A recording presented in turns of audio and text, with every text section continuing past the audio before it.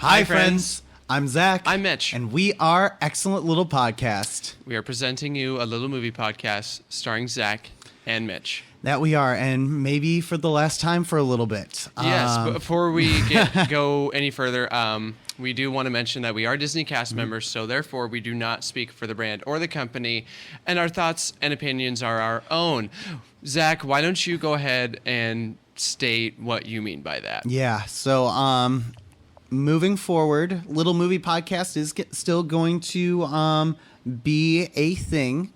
However, due to the recent strikes that have been happening with the WGA and SAG-AFTRA, we had a very long conversation about how we wanted to react to this, and we have come to the decision that we always were going to be standing with the creators and the creatives more so than the studios. So we feel the best way to show our support and to continue doing what we can to support creatives is by stopping our reviews of any movies until the strikes have dissipated. Now, we will say the unions have not yet had a ban on content yet, so you can still stream the movies, you can still see the movies, and we still are going to be seeing movies, and we still will be seeing movies. Another big thing too is that we are A-listers, so we pay $26 a month. We pay $26 a month, and the average movie ticket cost for us usually varies between $11 and $19, depending on venue, different things. So basically, as long as we see two movies twice, we basically pay for the membership itself. And that membership, we pay that money to AMC, and whatever movie that we buy, AMC pays that ticket price and basically bites the bullet on it. So ultimately, yes, the studios are receiving the money that they are owed, but we are still going to be seeing movies, and we still will be recording reviews during the strike. They just will not be posted until the strike is resolved. So you will hear our thoughts and opinions on things just at a later date. And the reason why we are ultimately doing this is because we do not want to scab or cross the picket line that the WGA and SAG-AFTRA has formed. A lot of confusion has been what exactly is scabbing. Scabbing is, by definition, crossing that picket line, which means you are doing the job that someone else with a union contract was paid to do. So if you are paid money to review, if you are paid money to write a review, if you are paid money to act in a movie, and you take the place of a union person, that would be scabbing. Now, we have not received any financial compensation for anything that we have done on this channel so far. Nope. But we do not want to be put in the position to be paid for that during this time. Would it be great to be sponsored by like a company or whatnot? Yeah, great. But not right now. But at this time, we don't want that kind of heat. So it's just better for us to stop reviewing movies and to nip it in the bud and not even give the companies a way to get publicity and advertisement out on our own content. And even small channels like us, the smallest review can earn a butt in a seat. So we just don't want to add to that. Yeah, so let's do a quick little rundown of the recent strikes that have been going on. So basically the WGA strike, that's been going on since May, if I'm not mistaken. We're in day 76, I think, as of this recording. And the SAG-AFTRA strike has been going on for about a week now, because I think it happened right after Mission Impossible came out. And it was during the Oppenheimer and the Barbie premieres, where the actors had to walk out right after after they walked the red carpet. Yep. They couldn't even address comment. And I remember Christopher Nolan saying, like, my actors, they are standing with the union, and they decided to leave. And he applauded them for it, and I give Christopher Nolan a lot of credit, because that takes a lot of brass cojones to go up on that stage and say, I support it. yeah, and my actors are gone, and I support them to leave. So good for you, Christopher Nolan. Especially when the Directors Guild did come to a contract agreement. Correct. So technically he did go against the guild, and technically the guild could eliminate his membership, or the studios could say they're not going to work with him again. However, being that it's Chris Nolan... And Oppenheimer's already looking good. So. Yeah, so I doubt that they're going to cut ties with him. All right, so the studios basically that are involved, it's Warner Brothers Discovery, Disney, NBC, Comcast, Universal, Paramount, basically the big companies. I would also include Amazon Studios and Netflix. Netflix is a big one. Yeah, Netflix is a big one. They have been... A lot of the studios have been catching a lot of heat lately because of some of their recent comments and a lot of the CEOs' big salaries. But there's nothing he and I can do about that, really. Yeah. But there was one comment in particular, and it was from Bob Iger. And Zach, what did he say? Yeah, his direct comment, this comes from Deadline, is, I understand any labor organization's desire to work on behalf of its members to get the most compensation and be compensated fairly based on the value of the work they deliver. We managed as an industry to negotiate a very good deal with the Directors Guild that reflected the value that the directors contribute to this great business. We wanted to do the same thing with the writers, and we'd like to do the same thing with the actors. There's a level of expectation that they have that is just not realistic. And they are adding to the rest of the challenges that this business is already facing that is, quite frankly, very disruptive. And that comes from Deadline. And once again, from the CEO of the Walt Disney Company, Bob Iger. I consider his... I understand that he has to look at it as the head of a company, and he's got to basically, at the end of the day, make sure that his company is profitable. However, being that he sits atop a 400% wage differential between him and his lowest paid employee, I honestly feel that he is not being realistic. And again, this comes from a cast member, and the thoughts and opinions are my own. I am not speaking on behalf of the Walt Disney Company. Neither am I. He is quite honestly being very unrealistic. There are actors that are working 2 to 3 jobs, living paycheck to paycheck. There are writers that are also doing the same, and he's trying to do basically these corporations are trying to do a very terrible thing. And even one executive that I forgot to put this in our notes. Outline, but there's one executive, not from Disney, but it was from somewhere else, that said that they're basically going to wait it out till October and November, when all these writers and actors are going to be thrown out of their apartments because they can't make rent or their mortgage. I think that was Paramount. I think that was the Paramount one. I don't want to quote anything wrong, but if you look it up, you can find it. Someone's going to find it. Freaking disgusting comment. And this is why that the strikes are needed.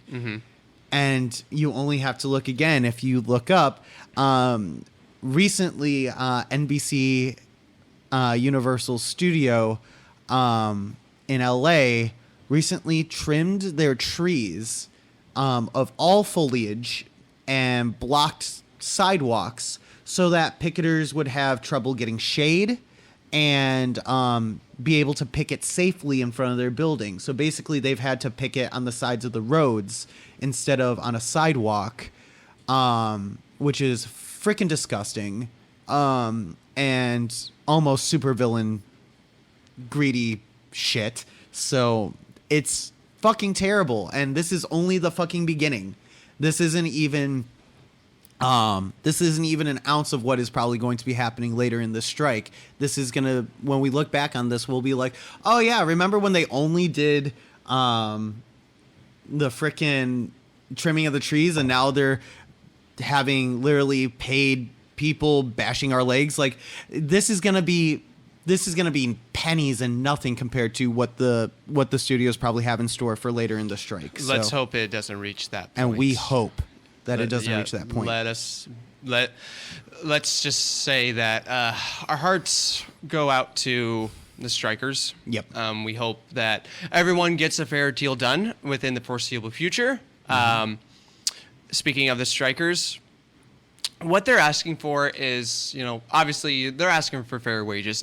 And we are not talking about the big wig actors. We're not talking about like Tom Cruise or Margot Robbie or Robert Downey Jr. because they know that they're paid hefty. We're talking about the side actors who get these jobs that they're like, oh, this might be my big break. It could be their big break, or even just extras on a set. Yeah. Like, and not just films; it's TVs, like TV series.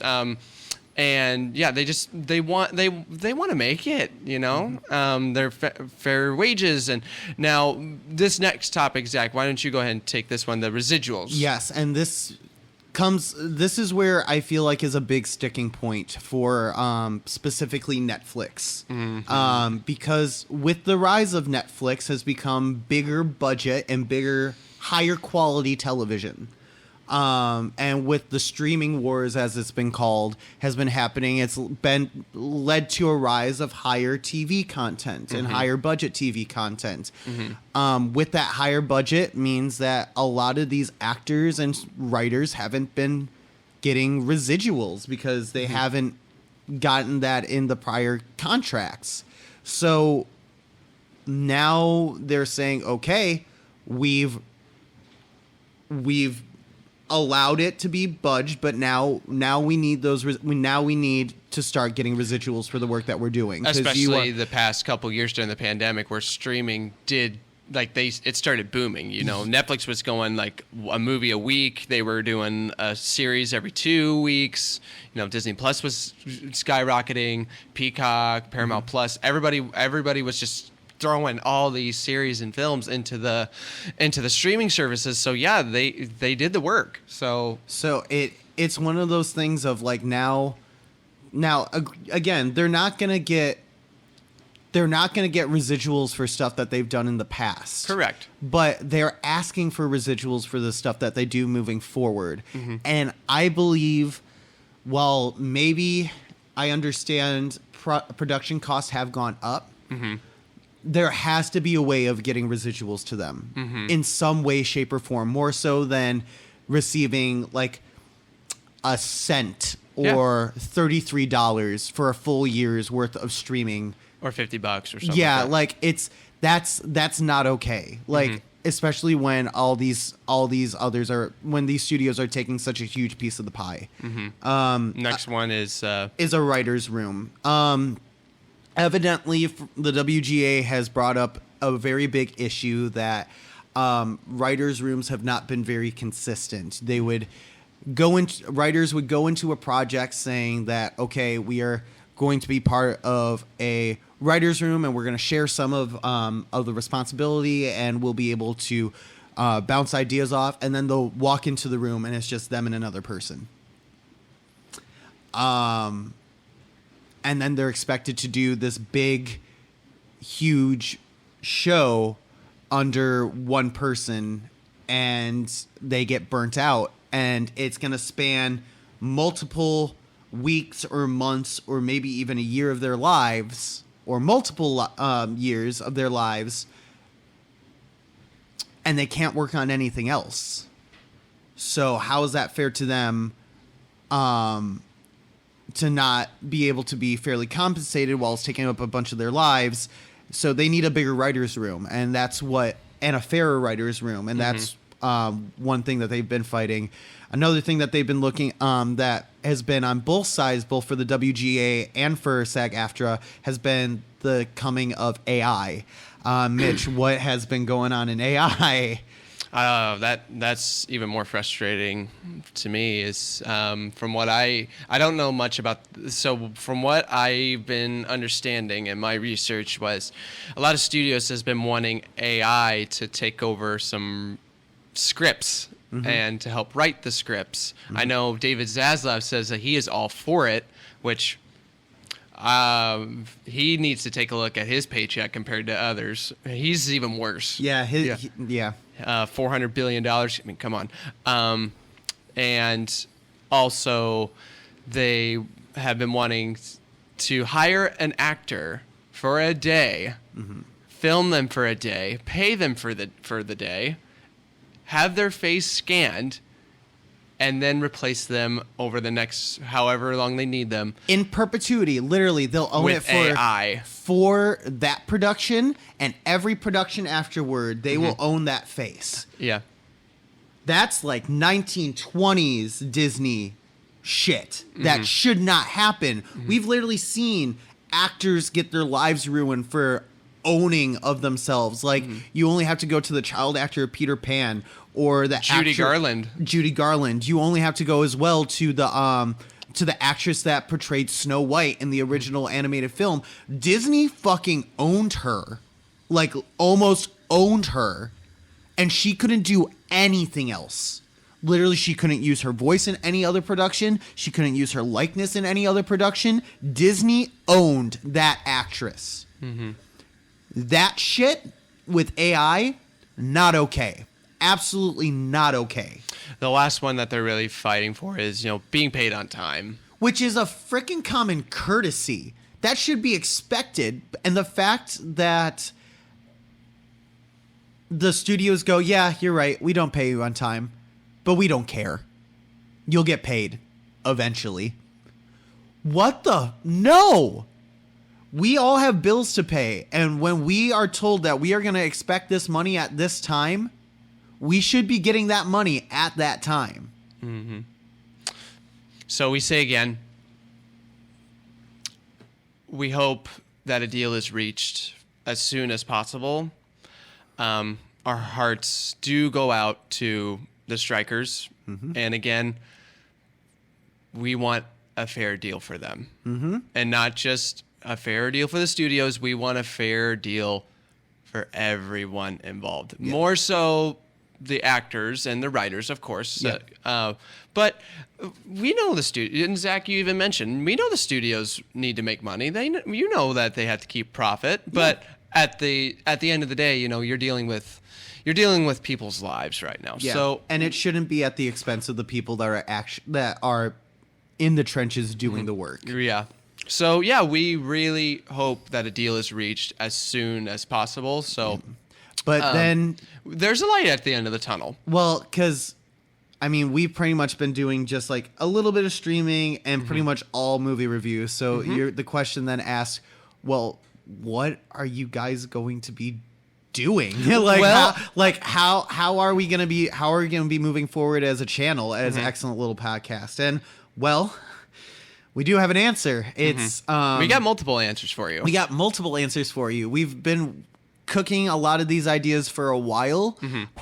We just weren't expecting to reveal them as soon as this, but it looks like our hand has been pushed. But we'll start with a sector that has been going strong, has actually been going really strong recently, and that is Little Gaming Stream. Mitch, do you want to talk about what stuff is kind of coming towards Little Gaming Stream? Yeah. So we have a new logo. So thank you to whoever made the logo. Hayley Mullins. Yeah. Hayley Mullins. Thank you so much. You're awesome. We do have a no song incoming. From Concept Mix as well. Yeah. So they're working on it. There will be more streams. And when it comes to more streams, I'm going to be a little bit more picky when it comes to the games I play. It's not going to be a different game a night.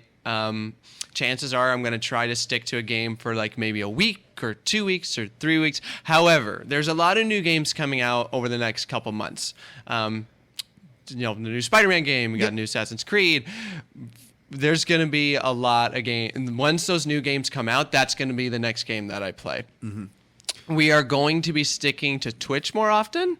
I know I had been streaming a little bit on our Facebook page, but we're gonna like just put that on hold for now. Okay. We're gonna stick to Twitch because Twitch has been doing well, I would say. If we do decide to go back to Facebook, we will keep you posted as much as we can. Yeah. But we have something also very exciting to share. And brand new. Yes. What is it, Zach? So we are extremely excited and extremely happy to announce we have a new little thing joining Excellent Little Podcasts. And it is what we are calling Little Fun Adventures. What is it? It is us going to be diving into the world of park vlogs. What? We've shot one, but to be fair, it's on its way. We similar to Little Gaming Stream, we do have a new logo for it. We also have a song on the way. He's so emotional. I'm so emotional. But it's the logo might be coming out before the song. We'll see. But we are really excited, and we are excited to announce that the first vlog is going to be posted on August 1st. And you are hearing it here first. It is August 1st. August 1st, we are going to be dropping our first park vlog, and we hope, and now we have ideas. We have a great bunch of things that are coming in the tank. Oh, yeah. So we have ideas. So it's going to be It's really, gonna be really fun fun adventure. And he and I were just talking about this the other day. He and I have a lot of exciting stuff planned, and y'all are going to be in for a treat. Yeah, we are really excited for this aspect, and we feel it's actually kind of a blessing in disguise that we can pause Little Movie Podcast for the writers and actors to get what they needed sorted out, and we can focus on growing these two sectors. We also, in conjunction with Little Fun Adventures, as like offshoot / side thing, but something that since he and I are cast members, and it deals with a lot that what we do. And Zach, what is it? We love our characters in our theme parks, not just Disney, but Universal, all around. yeah. Universal, SeaWorld. We love characters of all backgrounds. But we always hear, how do you meet with characters? What do you do? How do you have a good interaction with a character? And we're going to go ahead and have a little limited time series that it's a mini series. A little mini series called How Not to Fail at Meet and Greets.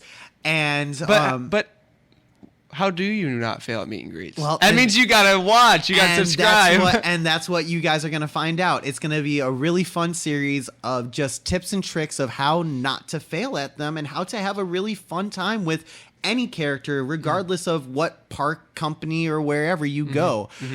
It's going to be a whole lot of fun, and we can't wait for you to go through it. All that content's going to be coming more in the future, and we'll give you updates when it comes. All right, now this one, and this is to end the video with a very wonderful announcement. I'm going on another cruise. Yeah, you are. It's going to be a whole lot of fun. You are going to be going on the Disney Magic for the 25th silver anniversary. Yep. So it's another Disney cruise.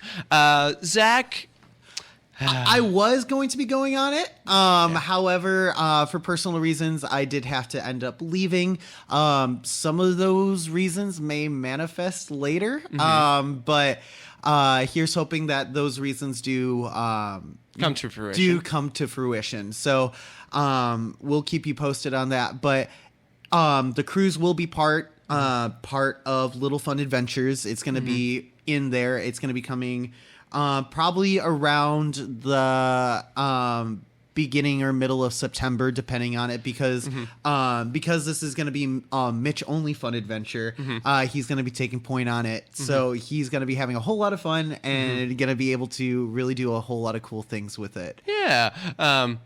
So I'm really, really excited about it. Yeah, and I'm excited to see what little fun adventure you go on for that. Oh, yeah. All right, my friends. So I know the beginning of the video was A little rough. Yeah, but it needed to be said. And again, we cannot wait to bring Little Movie Podcast back. But it does need to go on a bit of a hiatus, especially because we were seeing growth with Little Movie Podcast, and we were really excited to do a lot of things with it. But ultimately, the writers and the actors and the studios need to focus and need to do some really big digging and need to come to the table and make a solid, fair deal for everybody. Not just the studios, but especially for the writers and actors as well, because they've been getting the brunt end of the stick for a little bit too long. Yeah. So it's about time that we all got that all fixed. All right. So as we end this episode,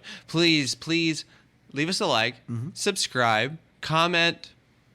What do you think what should they comment, Zach? Comment what you think, what things you are looking forward to for our new bits. Let us know what video games you want us to see us play. New video games, what kind of places you want us to go on our little fun adventures. It doesn't necessarily mean just park vlogs, because it does extend to cruises, does extend to any other little fun adventures that we find around. Yeah, he and I could go around Florida. Go around Florida, going on a nature trail, doing like anything. It could be us going to a baseball game, for God's sake. It could literally be anything. Right. But think of what little fun adventures that we could go ahead and do. But until that next time, my friends, it might be for a while, but I'm Zach. I'm Mitch. And we are Excellent Little Podcasts.